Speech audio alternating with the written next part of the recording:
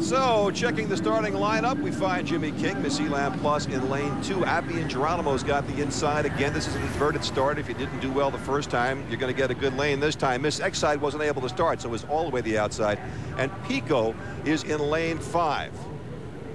Heading for the green flag now. Will Mark Evans be able to get past everybody else with superior speed? DeWalt Tools ought to present a challenge as it normally does. And they are very, very close coming up to the start. There's your green flag for Heat 2B.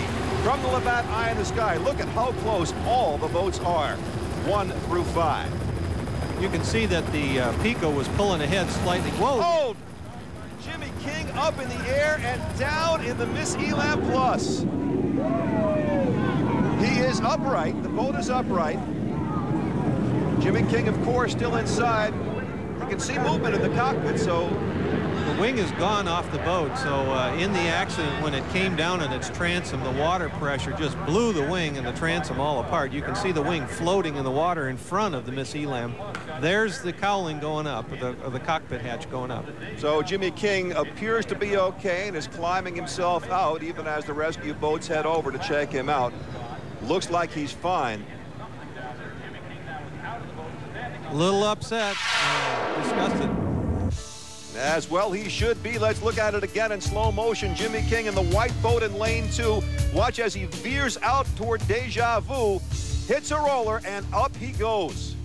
Got caught right in the rooster tail of the Deja Vu, stood it right on the tail, came down transom first, impacted the water, and slammed back down right side up.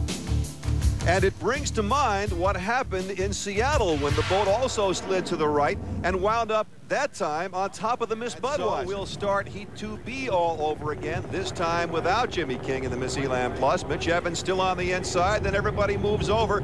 Pico American Dream now in lane 4. Mark Evans will try to come from that lane and pick up another win. We've got a green flag, and once again, a good start. A great start, all boats equal, heading for the first turn. The water conditions in this heat are going to be a lot better because we're down to only a 4-boat heat. 2 boats not making the start. Mike Jones has missed Exide once again, not able to go. That makes the Pico the pace boat. What does that do in terms of his strategy, what he's able to do getting off from the start? Well, being that he's the pace boat, he can set the pace, and he made a real fast start there, which was to his advantage. All the other boats had to follow him.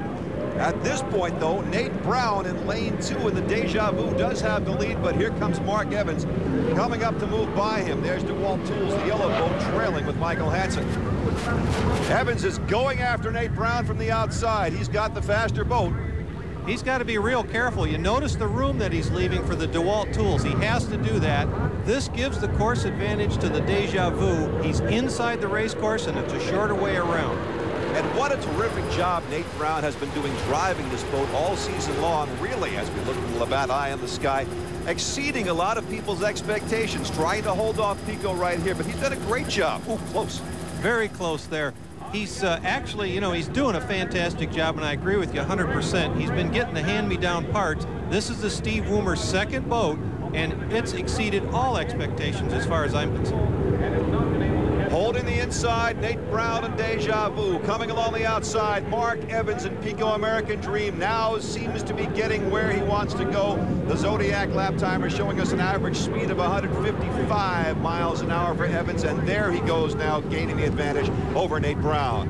What a driver does there when he's coming from the outside like that is he slowly starts to squeeze over. His spotter gives him the information as where the other boats are. He can't crowd the other boats and cut them off. But once he can start tightening up that radius and shortening up the distance around the race course, he really picks up the speed. Back in third place, Michael Hansen touring at 144 miles an hour for the average lap speed on the Zodiac timer, but Mark Evans now has got the lead. Still, Nate Brown is going to try to give him a run to the finish. Notice how nicely that boat is set up to go around that corner. It's not bobbling, it's not hiking the skid fin. He's really picking up time around the corners. Of course, being out front like he is now, he can pick the water conditions that he wants to run in. Just a terrific job of driving by Mark Evans, again, coming from the outside lane, but equally terrific, I would say, Nate Brown right here in Deja Vu, dogging him as they come around the final turn. Deja Vu's doing an excellent job. He's taking what's left over. In other words, Mark's squeezing him in, so he's binding up the Deja Vu boat a little bit, which slows him down coming off the corner. Still tight. No question, Evans with a decent lead, and now the checkered flag. But boy, did Nate Brown keep that close. Checkered flag for Pico American Dream. That's the second win here in San Diego. And Michael Hansen takes third place in DeWalt Tools. Checking the Fruit of the Loom results, a perfect day so far for Pico American Dream, 800 points, and 2 non-starters here, the Elam Plus and the Miss X side down at the bottom.